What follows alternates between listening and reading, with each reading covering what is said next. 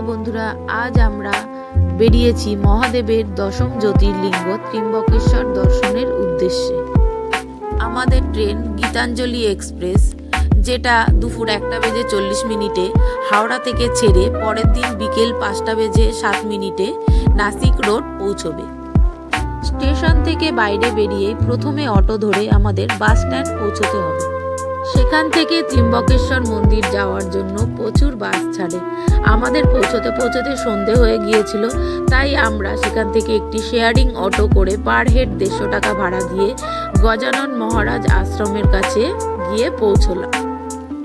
আশ্রমে রুম খালি না থাকায় আমরা পায়ে হেঁটে ত্রিম্বকেশ্বর মন্দিরের কাছাকাছি কিছুটা খোঁজার পর একটি হোটেল খুঁজে পেলাম, যেখানে পার ডে 500 টাকা ভাড়া।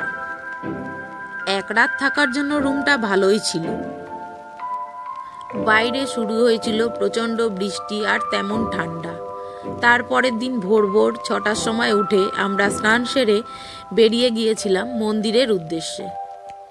প্রথমে আমরা মন্দির থেকে 2 মিনিট দূরত্বে কুশাবর্ত কুণ্ডে গিয়ে একটু মাথায় জল ছিটিয়ে তারপরে আবার মন্দিরের লাইনে দাঁড়িয়ে পড়েছিলাম। এখানে এলে সবাই এই কুণ্ডে স্নান করে মন্দিরে পুজো দিতে যায়। ভোর মন্দিরে গেলে এই একটাই সুবিধা যে লাইন দিতে হয় না, একদম ফাঁকা ছিল মন্দির। কিছুক্ষণের মধ্যেই আমরা পুজো দিয়ে বেরিয়ে গেলাম। এখানে ব্রহ্মা, বিষ্ণু, মহেশ্বর 3টে জ্যোতির্লিঙ্গকে একসঙ্গে পুজো করা হয়।